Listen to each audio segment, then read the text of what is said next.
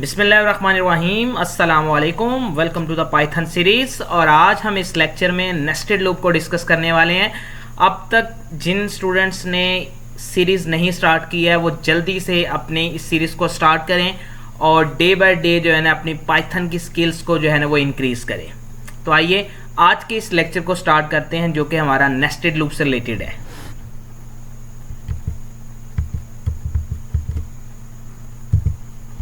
तो जी nested loop का आज हमारा लेक्चर है, उसमें हम देखते हैं कि नेस्टेड लूप बेसिकली है क्या। Nested loop is a loop inside a loop. Mean simple एक लूप की बॉडी के अंदर अगर आप दूसरा लूप यूज करते हैं तो वो हमारे लिए नेस्टेड लूप कहलाता है। और जो इनर लूप होता है, मतलब जो अंदर वाली साइड पे यूज होगा उसे इनर लूप कहेंगे और उसके आउटर साइड पे जो होगा उसे हम क्या कहेंगे, आउटर लूप कहेंगे। तो यहाँ पे हम एग्जाम्पल को डिस्कस नहीं करेंगे, हम डायरेक्टली जो है वो पाइथन की स्क्रीन पे जाके ही परफॉर्म करेंगे।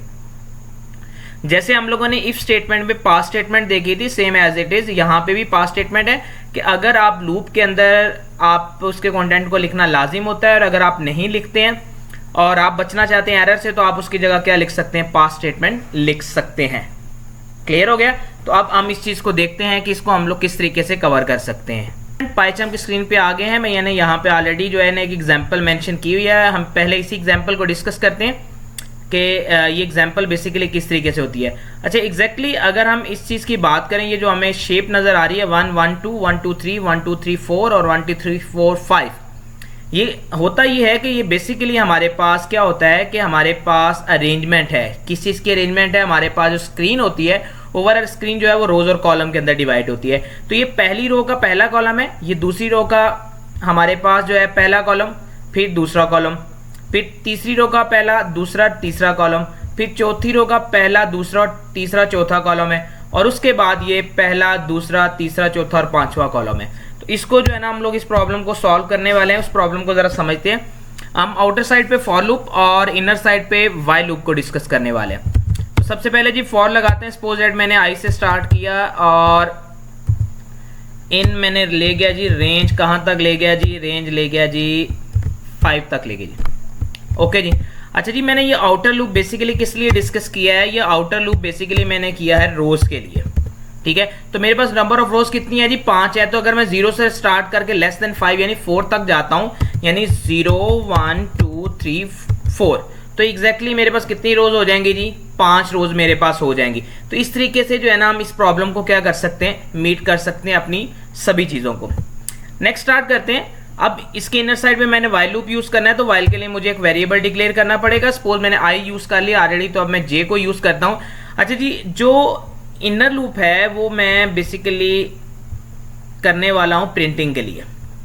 ठीक है, तो यहाँ पे मेरी बाय डिफॉल्ट प्रिंटिंग कहाँ से स्टार्ट हो रही है, हर दफा हर रो में 1 से स्टार्ट हो रही है। तो मैंने इसको कहाँ से असाइन कर दिया जी, 1 से दे दिया जी।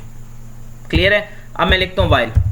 अच्छा, अब यहाँ पे जो सबसे इंपॉर्टेंट चीज है, देखिए मेरे पहली रो है तो वो 1 पे एंड हो रही है, दूसरी रो है तो 2 पे एंड हो रही है, तीसरी रो है तो 3 पे एंड हो रही है, चौथी रो है तो 4 पे, पांचवी रो है तो 5th पे एंड हो रही है। तो मैं यहाँ पे एक एक्स्ट्रा वेरिएबल ले लेता हूँ, ठीक है, डी के नाम का, और पहले मैंने बाय डिफॉल्ट उससे क्या असाइन करवा दिया है, 1 असाइन करवा दिया, और मैंने लिखा जे लेस देन और इक्वल टू क्या कर दिया जी, डी कर दिया।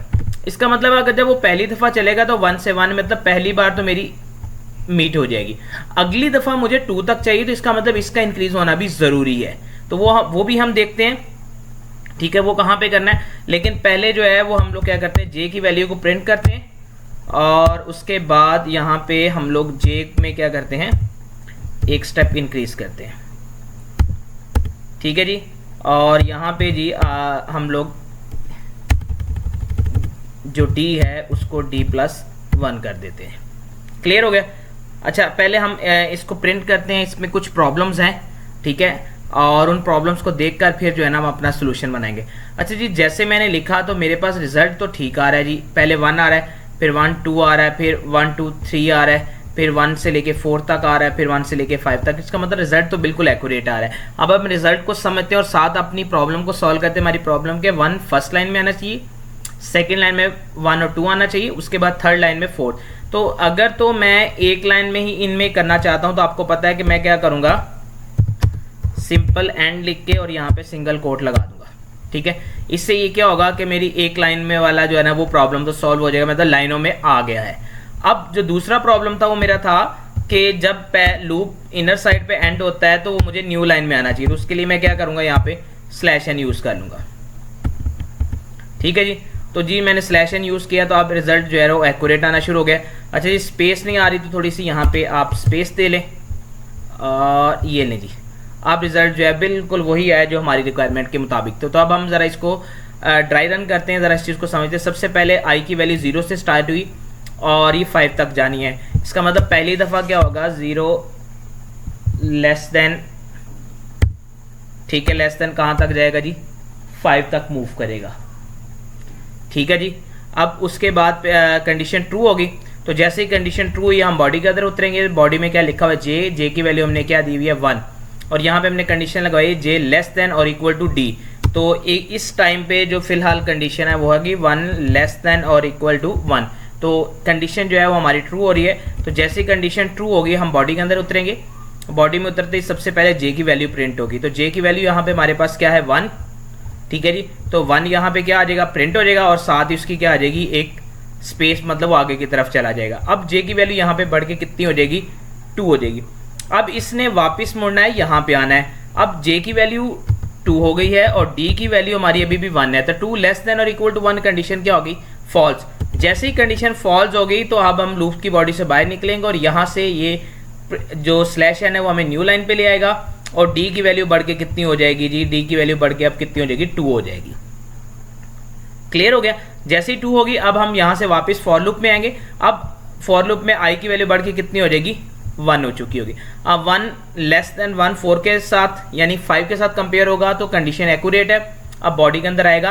अब जे की वैल्यू फिर अगेन हमने 1 से स्टार्ट की, क्यों, क्योंकि हमें सेकेंड लाइन में 1 से ही प्रिंटिंग चाहिए। क्लियर है। अब उसके बाद फिर हमने क्या लिखा, 1 less than equal to D, D की वैल्यू लास्ट टाइम क्या हो चुकी थी 2, तो 1 less than equal to 2 condition क्या हो जाएगी, ट्रू हो जाएगी।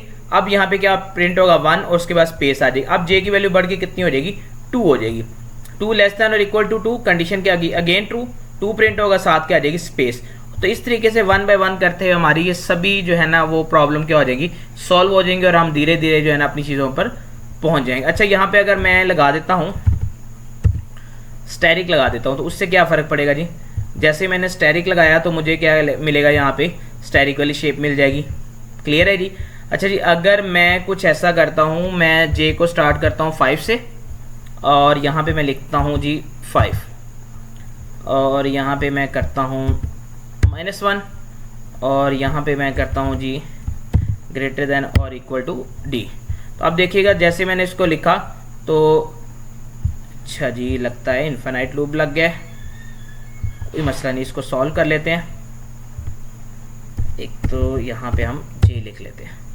मसला कहाँ है जी, मसला अभी हम समझ लेते हैं कि जे 5 लेस ग्रेटर देन और इक्वल टू 5 कंडीशन क्या हो जाएगी, ट्रू हो जाएगी। अच्छा जी, जे को यहाँ से हमने माइनस भी करना है। ओके जी, अब जब हमने लिखा तो ये देखें हमारे पास जो है ना वो अपोजिट डायरेक्शन में आ गया।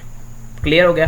तो ये इस तरीके से जो है ना आप डिफरेंट शेप में जो है ना इसको क्या कर सकते हैं, प्रिंट कर सकते हैं। अब मैंने यहाँ पे जो है वो स्टैरिक लिखना है तो मैं सेम लिखूंगा तो अब मेरे पास उसी शेप में क्या आ जाएगी, स्टैरिक भी आ जाएगा। तो जिस तरह चाहें आप जो है ना वो मर्जी उसको क्या कर सकते हैं, मूव कर सकते हैं अपनी मर्जी के हवाले से। आप चाहते हैं पहली रो में 5 स्टैरिक आ जाएं, अगली में 4 3 2 1 आ जाए तो भी आप कर सकते हैं। ठीक है जी, उसके लिए मैं क्या करूँगा, यहाँ पे 1 लिख लूँगा।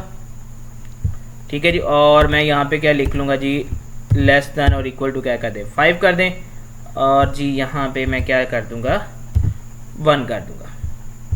ठीक है जी, अब मैं करूँगा तो अब देखिए 5 4 3 2 और 1 मेरे पास आ जाए। तो जिस तरह की मर्जी चाहें जो है ना आप शेप जो है ना इस मेथड के थ्रू जो है ना प्रिंट कर सकते हैं। क्लियर हो गया। अच्छा जी, एक हमारे पास पास स्टेटमेंट थी, पास स्टेटमेंट को देखते हैं। जैसे फॉर मैंने लिखा आई इन रेंज 5 और कॉलन, और मैं यहाँ पे कुछ भी नहीं लिखता हूँ। तो मैंने जैसे उसे एग्जीक्यूट किया तो उसने मुझे क्या कर देगा, एरर शो कर देगा।